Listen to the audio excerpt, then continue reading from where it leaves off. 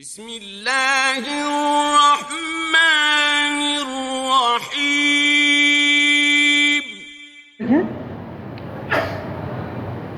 السلام علیکم. الحمدللہ رب العالمین والعاقبۃ للمتقین والصلاة والسلام علی اشرف الانبیاء والمرسلین. فاعوذ باللہ السمیع العلیم من الشیطان الرجیم. بسم اللہ الرحمن الرحیم. قال اللہ سبحانہ وتعالی لقد کان لکم فی رسول اللہ اسوۃ حسنہ. محترم سامعین، اس سے پہلے ہم لوگوں نے نبی کریم صلی اللہ علیہ وسلم کی اسراء اور معراج میں واقع ہونے والے چند واقعات سنا ہے. اسی طرح آپ علیہ السلام کو معراج میں چند چیزیں عطا کی گئی تھیں، چند تحفے دیے گئے تھے، جن میں سب سے اہم چیز 50 نمازیں تھیں جن کو 5 میں تبدیل کیا گیا. اسی طرح بعض روایتوں میں ہے کہ آپ علیہ السلام کو نماز کے ساتھ سورہ بقرہ کی آخری 2 آیتیں بھی اسی سفر میں دی گئیں. اسی طرح تیسری چیز، مومن ہر موحد شخص کے لیے مغفرت کی بشارت دی گئی تھی. یہ 3 چیزیں معراج میں دی گئی تھی.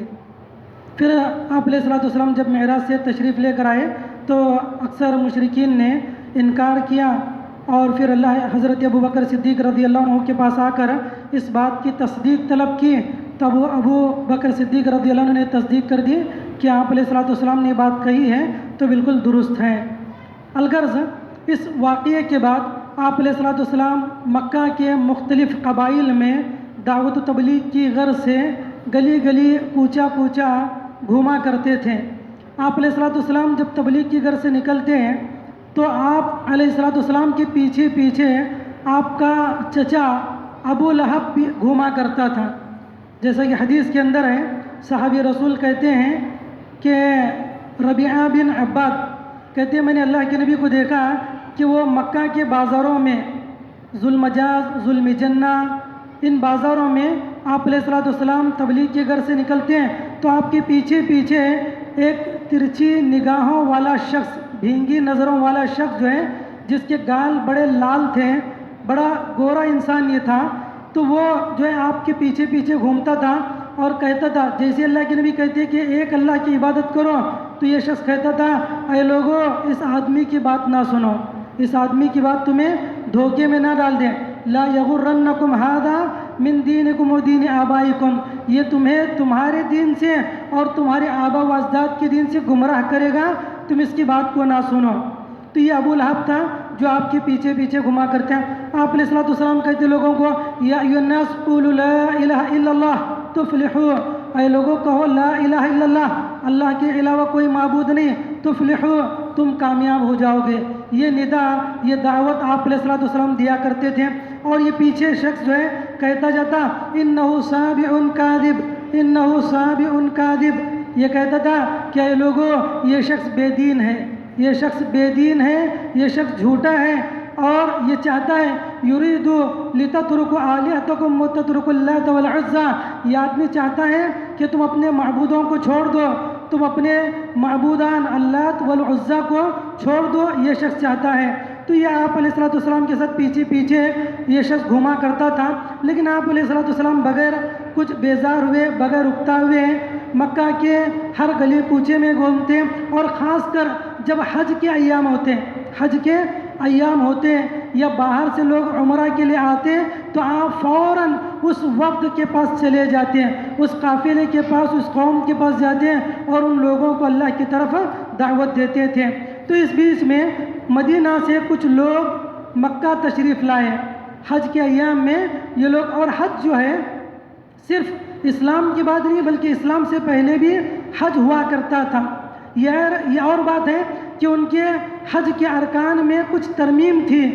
عرفہ کو وہ تسلیم نہیں کرتے تھے، عرفہ کا وقوف جو ان کے پاس رکن نہیں تھا.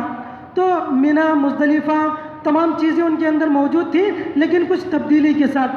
تو یہ لوگ حج کے لیے آئے، آپ علیہ السلام کو یہ بات پتہ چلی، آپ فوراً جو ہے منی کے مقام پر پہنچ گئے، منی کے پاس پہنچے اور ان لوگوں کو اسلام کی دعوت دی. اور آپ علیہ السلام نے کہا کہ دیکھو میں اللہ کا رسول ہوں اور میں فلاں فلاں چیزوں کی تمہیں دعوت دیتا ہوں، کیا تم میری بات کو مانو گے؟ کیا تم میری بات کو تسلیم کرو گے؟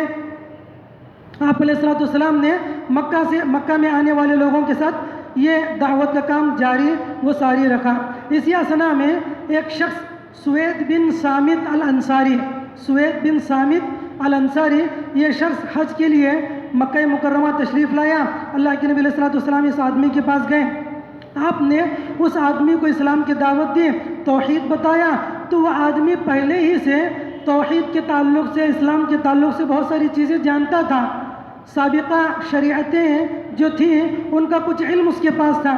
جب اللہ کے نبی علیہ الصلوۃ والسلام اس کے پاس گئے، دعوت دی آپ نے، تو اس نے کہا فَلَعَلَّ الَّذِي مَعَكَ مِثْلَ الَّذِي مَعِي، کہا کہ تمہارے پاس جو چیز ہے وہ تو ایسے ہی ہے جو میرے پاس ہے، جو علم میرے پاس ہے ویسے ہی تم سنا رہے ہو۔ اللہ کے نبی نے پوچھا وَمَا الَّذِي مَعَكَ، تمہارے پاس کیا ہے، تھوڑا پیش تو کرو۔ تو اس آدمی نے کہا مجلۃ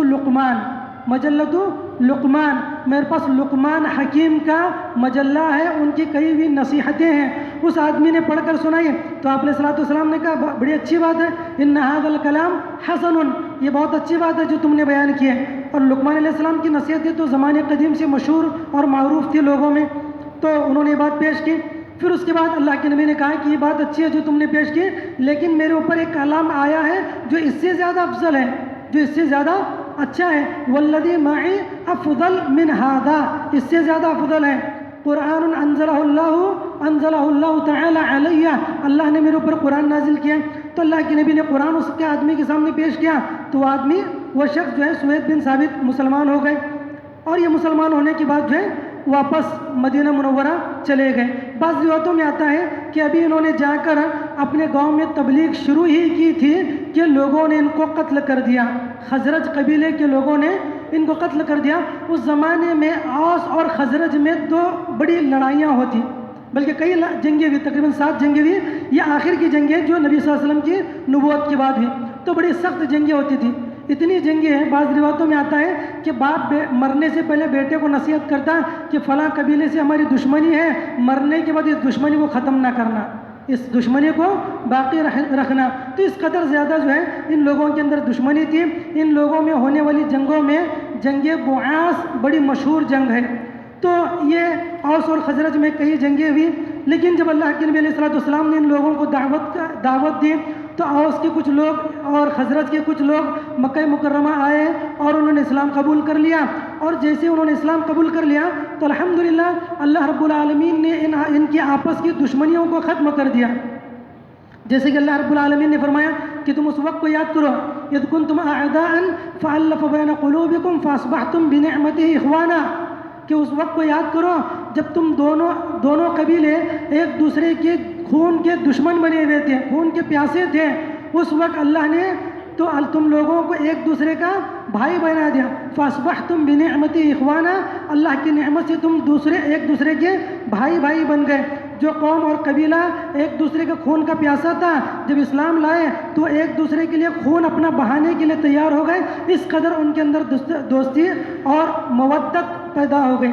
تو بہرحال اللہ کے نبی علیہ الصلوۃ والسلام نے ان لوگوں کو دعوت کا کام شروع کیا۔ تو پہلے جو ہے کئی لوگ اس کو بیعت عقبہ اولا عقبہ ثانیہ کہتے ہیں۔ بیعت کے معنی ہوتے ہیں عہد و پیمان کرنا۔ مکہ مکرمہ میں وہاں مدینہ کے چند لوگ تشریف لائے، سب سے پہلے 12 مرد جو ہے حج کے لیے آئے، تو آپ علیہ الصلوۃ والسلام نے ان کو دعوت دی، تو ان لوگوں نے آپ کی دعوت کو قبول کیا اور جا کر ان لوگوں نے مدینہ منورہ کے اندر آپ کی باتوں کو پھیلایا۔ جب انہوں نے اسلام قبول کیا تو آپ علیہ الصلوۃ والسلام نے ان کے ساتھ دعوت کی غرض سے مصعب ابن عمیر رضی اللہ عنہ کو بھیجا داعی بنا کر۔ انہوں نے ان 12 اشخاص کے ساتھ جا کر مدینہ منورہ کے اندر دعوت و تبلیغ کا کام کیا۔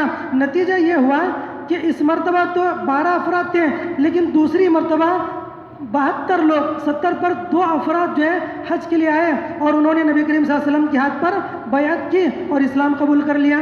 تو بیعت کن چیزوں پر انہوں نے کی؟ چند چیزوں پر انہوں نے بیعت کی، جیسا کہ حضرت عبادہ ابن ثابت کہتے ہیں کہ میں بھی اس عقبہ میں اولا میں تھا، میں بھی اس بیعت میں تھا جس میں آپ علیہ الصلوۃ والسلام نے لوگوں کو دعوت دی۔ تو کن چیزوں پر بیعت ہوئی؟